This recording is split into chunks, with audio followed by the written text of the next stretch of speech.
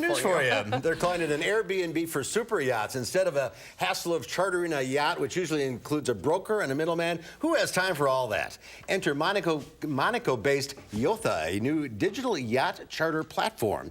It claims to be the first in the world where you can complete the entire process of booking a super yacht from start to finish online. Yotha lets charterers connect with the owner directly and negotiate a price, which can be as much as $650,000 a week.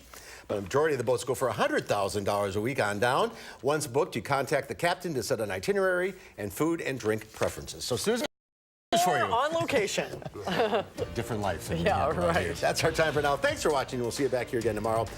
News 3 at 5 starts right now. Right now at 5, Lodi residents are asking city and school board members where 500,000 taxpayer dollars have gone, and we will have the very latest. And a scary incident at a Major League Baseball game last night where a girl was hit by a foul ball. How the Madison Mallards are making sure their fans are safe in those situations. From the Channel3000.com Alert Center, this is News 3 Now at 5. And thanks for staying with News 3 Now. People who live in the city of Lodi have been asking questions for weeks now about what is happening to the former primary school building. After many say their questions have been pushed off or ignored by the city, we went digging for the answers ourselves. Our Jamie Perez is here now with what she was able to find out. Jamie? Well, we've actually had a lot of tips come into us from people saying that $500,000 of taxpayer money was set aside to demolish the primary school building there. Well, that building was sold for $1,000 to someone, and now residents are wondering where their money went. Well, here's what we found out. Now we're at the point of we have to get loud. We have to get some answers. Nicole Building is one of many people who live in Lodi that want answers to what is happening with this building and what happened to the $500,000 that was set aside to demolish it. We want something that's going to bring value. We don't want a warehouse. We don't want a pawn store. We don't want just like an empty building, vacant building for years to come, waiting for a developer to put in whatever they have. We asked the school board treasurer what the original plans were for this building. The whole plan originally was to sell the primary school building and hopefully sell it to some developer that would do something very nice with it in the city. Found that a school building is a very difficult thing to sell, especially in a small town. So at that point, we started looking into what would it cost us if we had to tear down the building and what would that involve. Keeping the demolition as an option, they set aside $500,000 of your taxpayer dollars to do so. But ultimately, wanting to keep the property as it stands and preserve its history, they went back to the option of selling it. The school asked for appraisal on the building, and Rick said the appraisers suggested they don't put a value on it, but instead just offer it up for sale and see what kind of offers they get. 15 people were interested, but only one went all the way through and put in an offer. They sold the building for $1,000 in March. Many have asked, why did they just sell it to this person without knowing what the official plans were? Rick said they were running out of time and needed to do something now. That money from the referendum has to be used, and has to be used by May of 2020. Since that building was sold for $1,000, what happened to your $500,000 that was originally set aside to tear it down? So it's going back into the school buildings. So now what? Well, the person who bought this building wants to rezone it. Right now, it's zoned for residential 1. The owner wants it to be rezoned for commercial multi-use space. We're referred it to the Economic Development Committee, and we're going to try and work with them and work something out. Lodi Mayor Jim Ness said the owner cannot do anything with this building until council can agree with him on what it's used for. The council isn't willing to rezone. People like Bilsing want this space to be used for something that will bring the community together. But the mayor said they had hoped for housing. I've thought all along, you know, senior housing. We need housing in Lodi, first of all, and senior housing especially. Since the owner nor Common Council can agree on what to do, this building will sit here until they can agree. How long can this process go on for, where the idea is pitched and they reject it? How long can that continue? I hope not too long, but it could go on for a while. And I did get in touch with the man who bought that building. When I asked him if he would sit down with me for an interview about it, he told me he, quote, did not see the upside in speaking with us about it. But he says he still wants to turn it into a multi-use space. Jamie, thank you. Sure. The investigation is underway after another Madison teacher is accused of using a racial slur in front of students. An email was sent out to parents yesterday afternoon about the alleged incident. Happened at Spring Harbor Middle School on the city's west side. The principal told parents the teacher was removed from the classroom as soon as that incident was reported. This is just the latest in several reported incidents of teachers using racial slurs this year. We are learning more about the man who died in a car accident on Sunday night. Ryan Schultz was driving home from dinner with his family when he was hit by a car going the wrong direction. This was near the town of Trenton in Dodge County. Keely Arthur joins us after speaking to his fiancee today. Keely. Well, this is incredibly sad. From planning a wedding to a funeral, that is the reality for one 22-year-old woman in Sun Prairie. Alyssa Van Gorder and Ryan Schultz were engaged to be married next January, but those plans were derailed Sunday night. Ryan had dinner with his family in Johnsburg and was driving back to Sun Prairie on Highway 151 near Trenton when another person driving down the wrong side of the highway and suspected to have been drinking slammed into the 24-year-old, killing him instantly. Here is what fiance Alyssa is saying today. I think that person took everything from me and his family. Ryan's family and friends will celebrate his life at a service this weekend. The driver of the other car, Aaron Hattenbart of Beaver Dam, has a history of drunk driving. His status is currently unknown to the public. He was taken to the hospital via Flight for Life with life-threatening injuries. Coming up on News 3 Now at 6, we will hear more from Alyssa and how she plans to honor her late fiance's life. I know, very difficult. We appreciate her taking the time to share his story with us. Keely, thank you. Thank you. Officials are investigating after the driver of a semi was found dead in a ditch Wednesday afternoon. This happened in Juneau County. First responders were called to Highway 80 along County Road H. This was just after 1 yesterday afternoon. When officials arrived, they found that semi in the ditch. The driver unresponsive, was pronounced dead at the scene after some life-saving measures were performed. The Wisconsin State Patrol continues to investigate. For the first time in 50 years, someone broke into the Wilmar Neighborhood Center. Staff discovered the break-in Tuesday morning. They say 8 doors were kicked in. That center is located in the Williamson-Marquette neighborhood. It provides things like affordable child care, summer camps, dance and fitness classes, weekly food pantries, community meals, and senior citizen activities. Let's get a look at your first alert weather now. Chief Meteorologist Gary Canalti joining us. He is on the weather patio. Gary? Well, we started out with some clouds today. The sun came out this afternoon. Temperatures warmed up.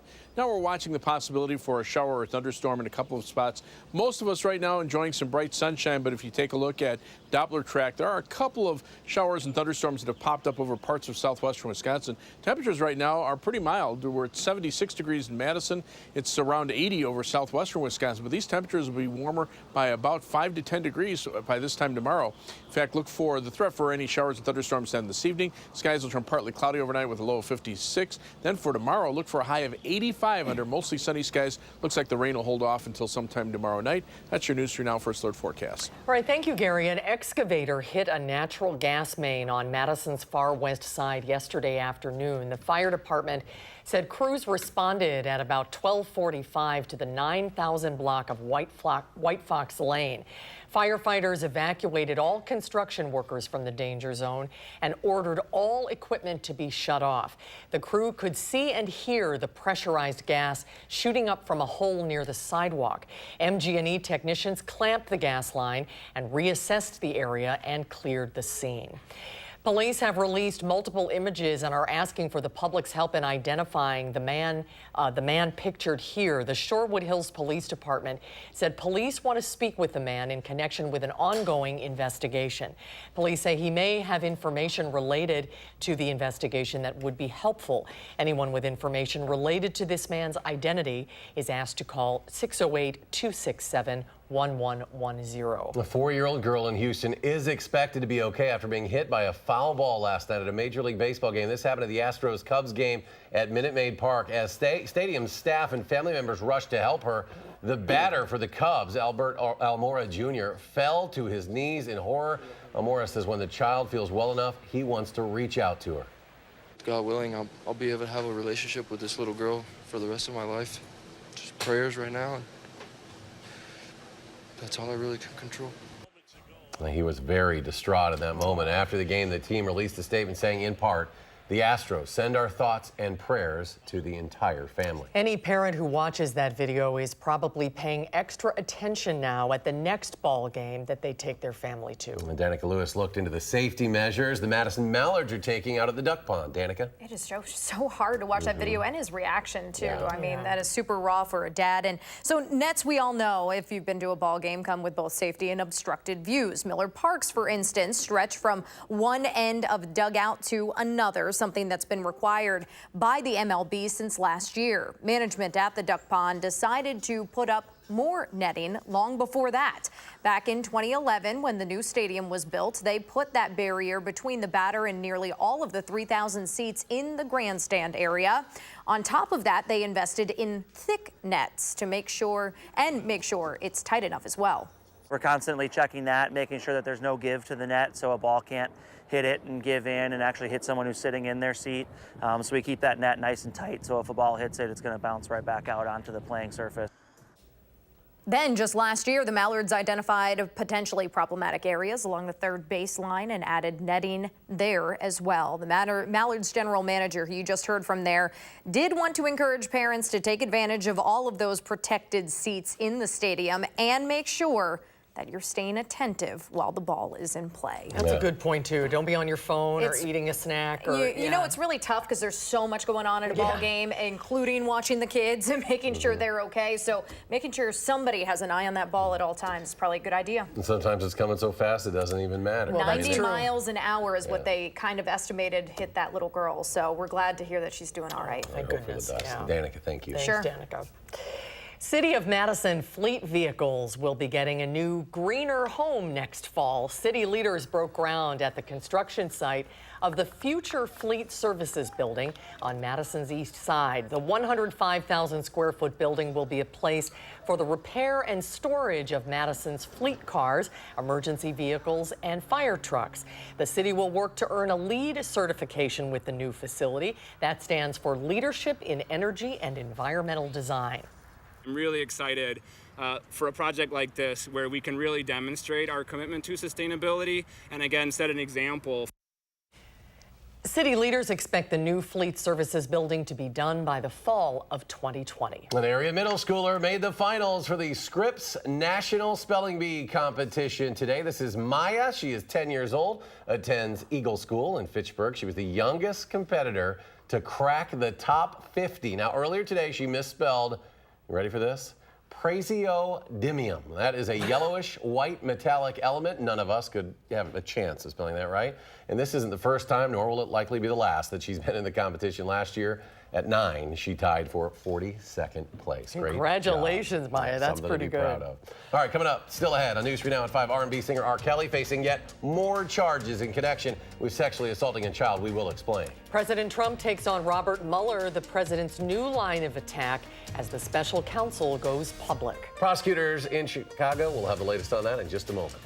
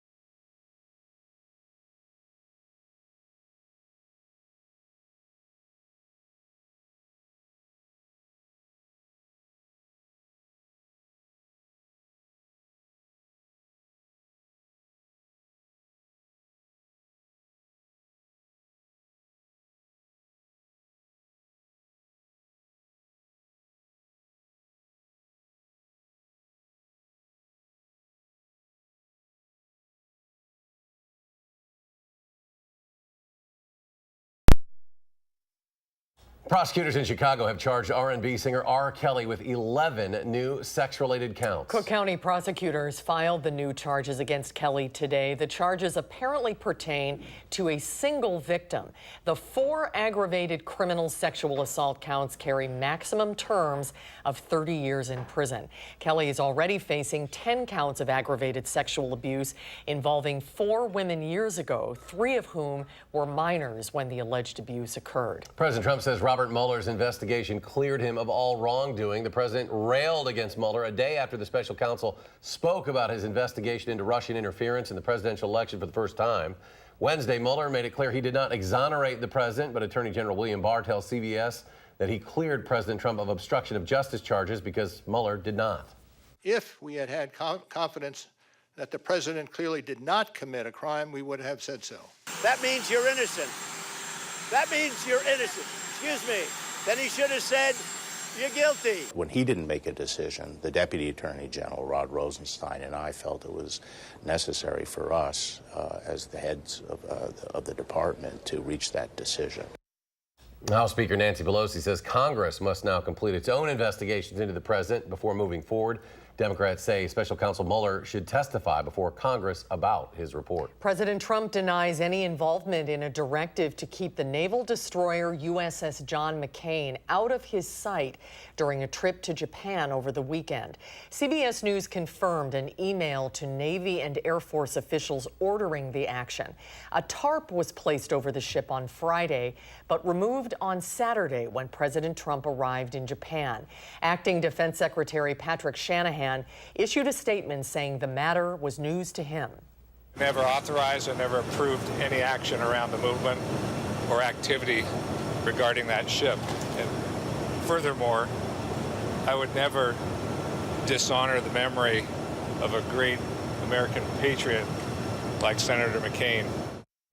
A commander told the Associated Press all ships remained in normal configuration and were visible from the USS Wasp, where the president visited sailors this past weekend. Centers for Disease Control and Prevention says there are now more measles cases in the first 5 months of this year than any other year since 1994. Measles was eliminated in 2000, but the CDC says it may no longer classify the virus as eliminated if it continues to spread. There are now 971 confirmed cases in 26 states. None of those, by the way, are here in Wisconsin. Residents in Texas are facing a lot of cleanup today after a possible tornado hit their community yesterday. Possible tornadoes caused damage in Kaufman County, southeast of Dallas, and a confirmed tornado hit Canton in Van Zant County. Several homes were impacted by the severe weather, with dozens of big trees knocked down and power lines affected, but luckily there have been no reported injuries. Gary Canalti always keeping an eye on severe weather across our area and how it may impact us. He has our first alert weather. Gary? Well, last night there was severe weather and tornadoes as nearby as northeastern Iowa. These reports just within the last 24 hours, but the severe weather stopped right at the Mississippi River. There was a severe thunderstorm warning last night around 2 o'clock in the morning that went right up to the Mississippi River west of Prairie du Chien, but that was it. To the south, more severe weather reports in parts of Illinois and Missouri, and then eastward into parts of the mid-Atlantic states.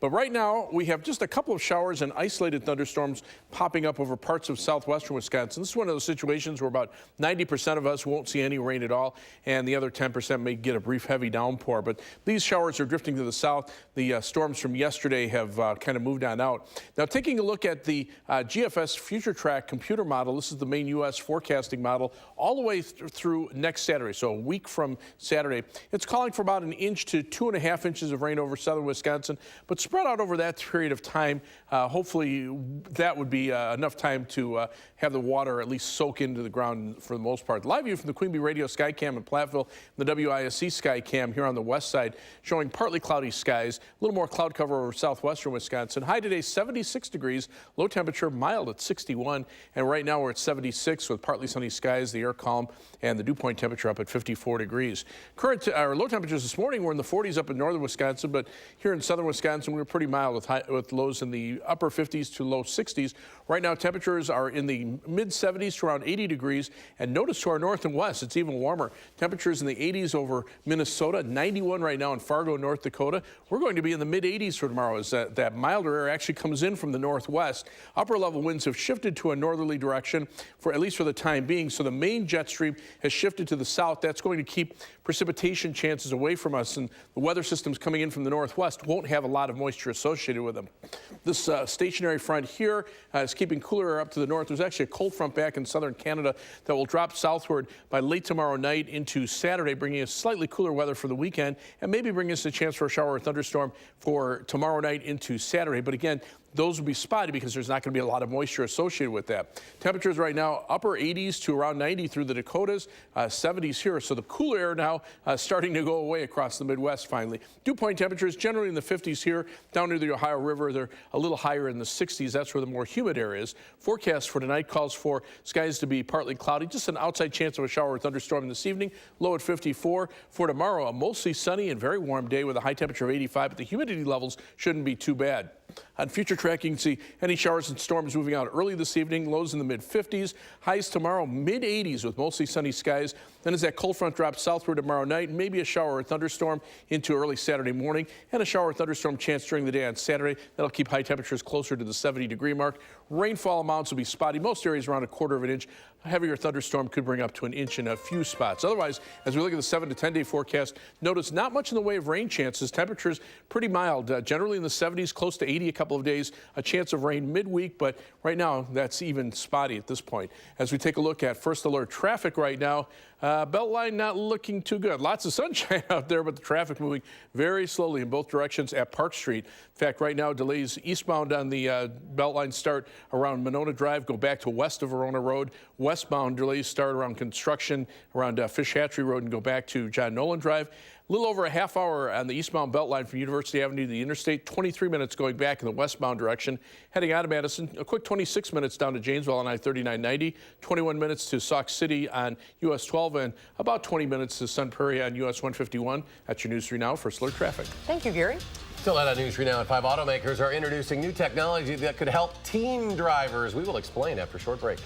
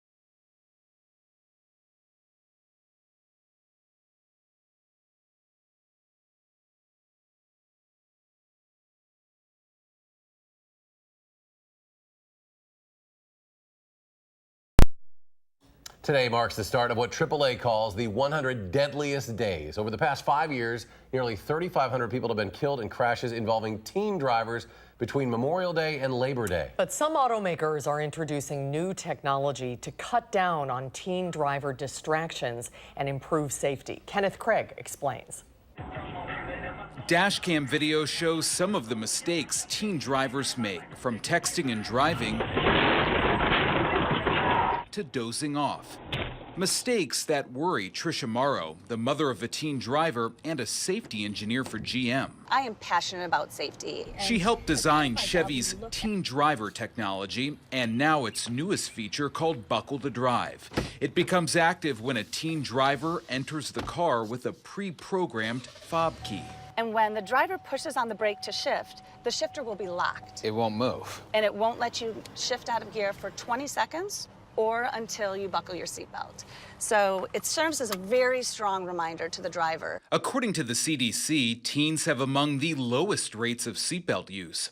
And car crashes are the leading cause of deaths for teens. In 2016, 2,400 16 to 19-year-olds were killed. Other car makers also have technology that can be used for teens. Ford's MyKey system allows parents to limit vehicle speed and the audio system volume. And VW and Hyundai both have curfew alert systems that can send a text or email if the car is being driven after a specific time. This will become de facto in cars in the future. CNET's Brian Cooley says the technology is a no-brainer for car makers. So it's easy for them to offer this at minimal cost, and they get a lot of kudos from buyers in the new market. And a lot of families will say, I want that car versus the one that I perceive as being less safe. In testing, Chevy says its Buckle to Drive technology increased seatbelt use 16%, designed to give parents some peace of mind. Kenneth Craig, CBS News, Fort Lee, New Jersey. Stay with us. We'll have another check of your first alert forecast in just a moment.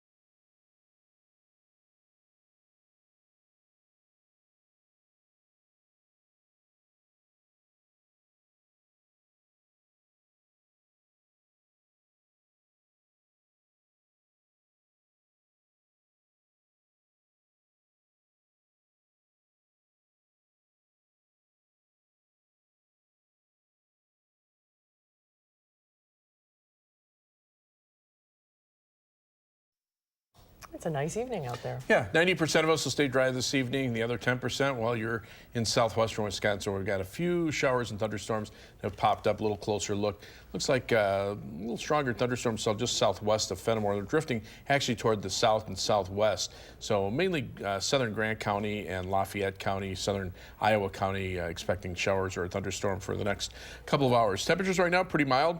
Upper 70s, Mineral Point right now at 82 degrees. Mid 80s for highs tomorrow with the thunderstorm chances holding off till tomorrow night. A little cooler for the weekend, but still pretty nice. Shower or thunderstorm chance Saturday. Another chance from Tuesday night into Wednesday of next week. Otherwise, mainly dry weather, and that is good news there. Yeah, that's for sure. Feel the warmth tomorrow, right? Gary, thank you. Stay tuned for the CBS Evening News, and we'll be back in 30 minutes for News 3 Now at 6.